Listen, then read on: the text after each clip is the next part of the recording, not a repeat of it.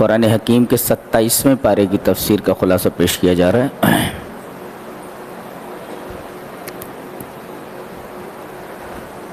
سورہ زاریات چل رہی ہے۔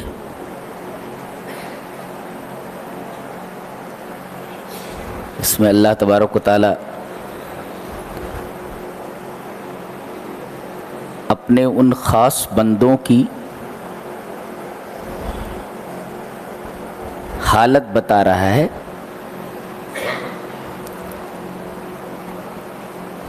جن بندوں کو اس نے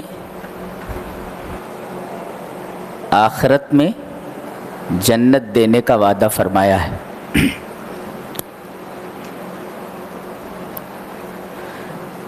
فرمایا بسم اللہ الرحمن الرحیم ان المتقین فی جنات وعیون آخذین ما آتاہم ربہم انہم کانوا قبل ذلک محسنین۔ ان کے اندر ایسی کون سی خاص بات ہے کہ اللہ تبارک و تعالیٰ نے ان کو جنت دینے کا وعدہ کیا ہے؟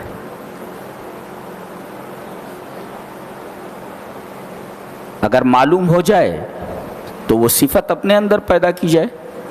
بتایا گیا کانوا قلیلا من اللیل ما یہجعون۔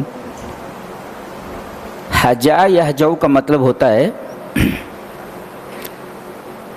سونا۔ کہا جا رہا ہے کہ رات کے اکثر حصوں میں یہ بیدار رہتے ہیں، سوتے بہت کم ہیں۔ کانوا قلیلا من اللیل، رات کا ایک قلیل حصہ، a bit of night، رات کا ایک چھوٹا سا حصہ ایسا ہوتا ہے جس میں وہ لوگ سوتے ہیں۔ اب ظاہر ہے کہ اگر رات کے قلیل حصے میں سوتے ہیں، اس کا مطلب یہ ہوا کہ وہ رات کا اکثر حصہ اللہ کی عبادت میں جاگ کر گزارتے ہیں۔ یہی تو مطلب ہوا۔ رات میں کم سوتے ہیں۔ کانوا قلیلا من اللیل ما یہجعون، رات میں کم سوتے ہیں۔ کیا مطلب؟ رات کے بیشتر حصے میں وہ جاگتے ہیں، اور یہ جاگنا ان کا سیر سپاٹوں میں نہیں ہوتا، ہوٹلوں کی گردش میں نہیں ہوتا، کسی جرم اور معصیت میں اشتغال کی وجہ سے نہیں ہوتا، بلکہ یہ رات کے بیشتر حصوں میں اللہ تبارک تعالیٰ کی عبادت کرتے ہیں، جاگتے ہیں۔ اب صبح ہوئی، یہ خاص بات ہے۔ وَبِالْأَسْحَارِ هُمْ يَسْتَغْفِرُونَ، سحر کے وقت، یہ سحر کی جمع ہے اسحار، صبح کے وقت کیا کرتے ہیں؟ یہ اللہ سے اپنے گناہوں کی معافی چاہتے ہیں۔ نہیں سمجھ میں آیا؟ یہ تو خاص بات ہے قرآن کو سمجھنے کی۔ رات کے بیشتر حصے میں انہوں نے جاگ کر اللہ کی عبادت کی، اور صبح کے وقت توبہ کر رہے ہیں، استغفار کر رہے ہیں، معافی مانگ رہے ہیں۔ ایسا لگتا ہے جیسے انہوں نے پوری رات جرم اور معصیت میں گزاری ہے کہ اے اللہ، یہ جو عبادت ہم نے رات میں کی ہے، پتہ نہیں تیری بارگاہ میں قبول ہوئی بھی کہ نہیں ہوئی، اور اس عبادت میں کتنی کوتاہیاں ہوئی ہیں یہ تجھے معلوم ہے۔ تو ان عبادتوں کے اندر جو رات میں ہم نے کی ہیں، کوتاہیاں ہوئی ہیں، اے اللہ ان کوتاہیوں کو تو درگزر فرما۔ اللہ، بتائیے، رات کے بیشتر حصے میں عبادت کرنے کے بعد اپنی عبادت میں کوتاہی کا احساس ہے اور اس کوتاہی کے لیے اللہ تبارک و تعالیٰ سے صبح کے وقت معافی چاہتے ہیں۔ اب بتاؤ، ہماری پوری رات اگر جرم و معصیت میں گزرتی ہے اور صبح ہم اللہ سے معافی نہیں مانگتے تو ان بندوں میں اور ہم بندوں میں کتنا فرق ہے؟ زمین اور آسمان کا فرق ہے۔ اور ایک بات یہ معلوم ہوئی خاص کہ آدمی کتنی بھی عبادت کرے،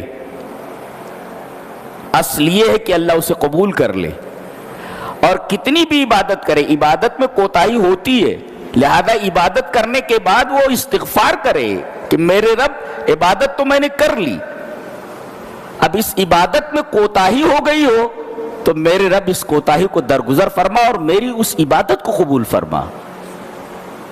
تو آدمی کو عبادت پر نازہ نہیں ہونا چاہیے، بلکہ ڈرتے رہنا چاہیے کہ پتہ نہیں عبادت قبول ہوئی کہ نہیں ہوئی، اس میں کتنی کوتاہیاں ہوئی ہیں۔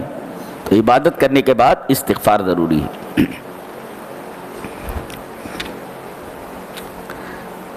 فرمایا گیا وَفِي السَّمَاءِ رِزْقُكُمْ وَمَا تُوعَدُونَ، آسمان اور زمین کے رب کی قسم، یا اللہ قسم کھا رہا ہے۔ اسمعی لکھتے ہیں کہ ایک عربی، ایک دیہاتی مجھے ملا، اس نے پوچھا کہاں سے ہو، کس قبیلے سے؟ تو اسمعی کہتے ہیں اسما قبیلے سے ہوں میں۔ اچھا، کیا کر رہے تھے؟ بولے حرم میں نماز پڑھ رہا تھا۔ کہا کہ کوئی سورہ سناؤ، تو اسمعی نے یہ سورہ زاریات سنائی۔ تو جب اس آیت پر پہنچے، کون سی آیت؟ فَوَرَبِّ السَّمَاءِ وَالْأَرْضِ وَفِي السَّمَاءِ رِزْقُكُمْ وَمَا تُوعَدُونَ، آسمان میں تمہاری روزی ہے۔ وہ گیا اور جس اونٹ پر وہ آیا تھا کعبے کے لیے، اس اونٹ کو اس نے ذبح کر دیا اور تمام حاجیوں کو کھلا دیا، اور شکار کے لیے اس کے بعد جو کمان تھی اس کمان کو توڑ دیا اس نے،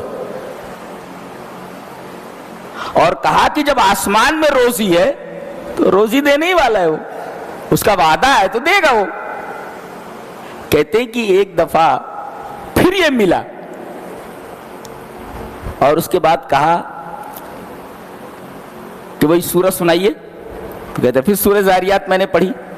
کہتے جب اس آیت پر میں پہنچا فَوَرَبِّ السَّمَاءِ وَالْأَرْضِ، آسمان اور زمین کے رب کی قسم، تو اس نے ایک چیخ ماری اور کہا کہ کون ہے جس نے میرے رب کو آسمان اور زمین کی قسم کھانے پر آمادہ کیا؟ اس کی بات کی تصدیق نہیں کی۔ رب نے کہہ دیا تو تصدیق کرنا چاہیے تھا، رب کو کیسے اس نے آمادہ کیا کہ رب قسم کھایا آسمان اور زمین کی؟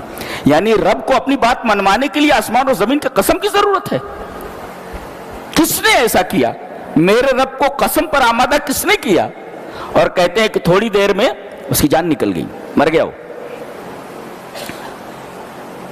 تو قرآن کو سیریسلی لینے کی ضرورت ہے، اس کو دل سے پڑھا جائے اور دل سے سمجھا جائے، اس کا تعلق دل سے، اس لیے کہ یہ دل کے اوپر نازل ہوا ہے۔ نزل به الروح الامین علی قلبک لتکون من المنذرین، یہ قرآن اسے روح الامین لے کر نازل ہوئے ہیں۔ کہاں؟ علی قلبک، آن یور ہارٹ، تمہارے دل کے اوپر۔ قرآن یہ جسم کے اوپر نہیں نازل ہوا ہے، یہ دل کے اوپر نازل ہوا ہے نبی کے، تو اسے دل سے پڑھنے کی ضرورت ہے، دل سے سمجھنے کی ضرورت ہے۔ اور آدمی سیریسلی دل سے لے تو مر جائے گا، مر جائے گا۔ یہ آدمی مر چکا، مر گیا یہ۔ اب کہاں اتنا احساس ہمارے دلوں میں ہے؟ دلوں میں تو گندگی بھری ہوئی ہے، دل سیاہ ہے، تو یہ احساس کہاں سے لائیں گے آپ؟ یہ احساس کہاں سے لائیں گے؟ فرمایا گیا کہ बास बादल मौत, मरने के बाद जिंदगी, और आसमान में रिस्क का होना, ये इतना यकीनी है जितना कि तुम्हारा नुत्क मिस्ल मा अन्नकुम तंतकून। आदमी जब बोलता है तो उसको अपने बोलने में शक होता है? नहीं भाई, आप बोलते हैं तो आपको बोलने में शक है कि मैं नहीं बोलता हूं। कहा कि जिस तरीके से तुम्हारे बोलने में कोई शक नहीं करता, तुम्हें शक नहीं होता, ऐसे ही कयामत के वकू में और बास बादल मौत में कोई शक नहीं है। आदमी अपने वजूद में शक नहीं करता, इस बात में शक नहीं करता कि वो बोलता है। तब जो तुम्हारे बोलने में कोई शक नहीं है, इसी तरह कयामत के वकू में कोई शक नहीं।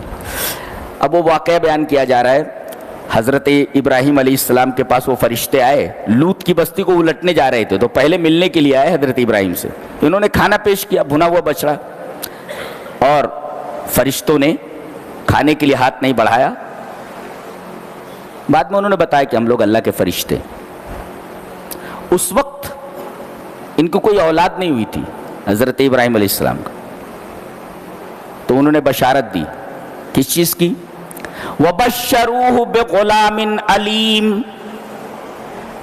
बशारत ले लो ऐसे लड़के की जो अलीम होगा।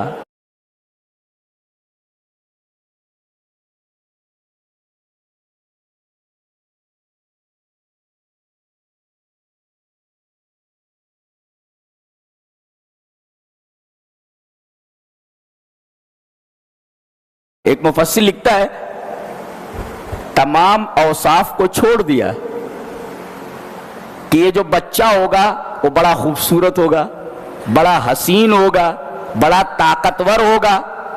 कोई सिफत नहीं बयान की, तमाम औसाफ को छोड़ दिया, सिर्फ एक वस्फ बयान किया, इल्म। मुफस्सिर कहता है इससे पता चलता है, इशारा मिला कि तमाम औसाफ में सबसे आला किस्म का वस्फ इल्म है। जी, वबश्शरूहु बिग़ुलामिन अलीम। इस बात की खुशखबरी नहीं दी कि लड़का बहुत खूबसूरत होगा, बड़ा ताकतवर होगा, बल्कि ये बताया कि लड़का अलीम होगा। इसका मतलब तमाम औसाफ में, तमाम सिफतों में सबसे आला दर्जे का वस्फ और तमाम सिफतों में सबसे आला दर्जे की सिफत इल्म है। जी,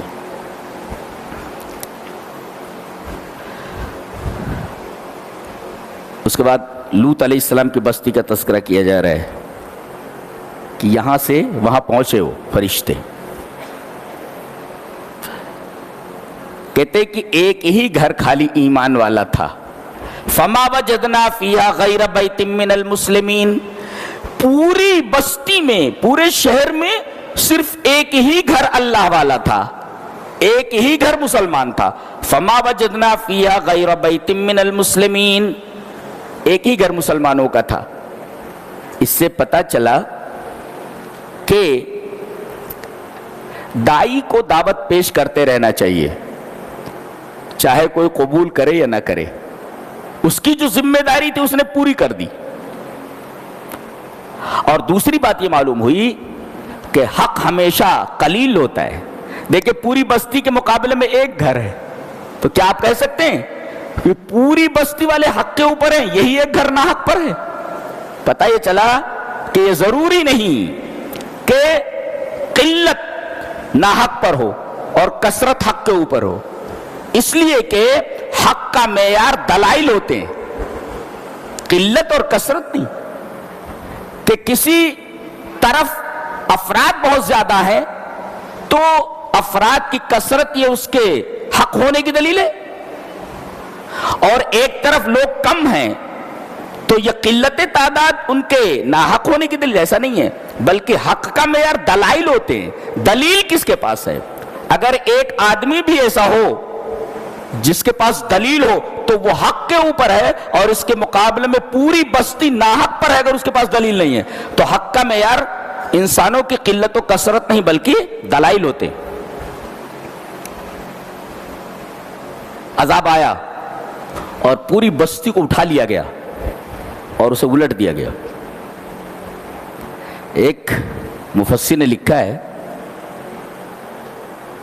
کہ جب تک کسی بستی میں آٹے میں نمک کے برابر نیکی رہتی ہے تب تک اللہ اس بستی کو تباہ کرنے کا فیصلہ نہیں کرتا، مگر جب بستی میں آٹے میں نمک کے برابر بھی نیکی نہ رہ جائے تو پھر اللہ تبارک و تعالیٰ کا عذاب حرکت میں آتا ہے، اور اس بستی والوں کے ساتھ وہی معاملہ کیا جاتا ہے جو ایک ہوشمند باغباں اپنے باغ کے سڑے ہوئے پھلوں کے ساتھ کرتا ہے، کہ سڑے ہوئے جو پھل ہوتے ہیں ان کو اٹھا کر باغ سے باہر پھینک دیتا ہے۔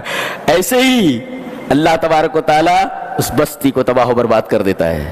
جی ایسا ہے۔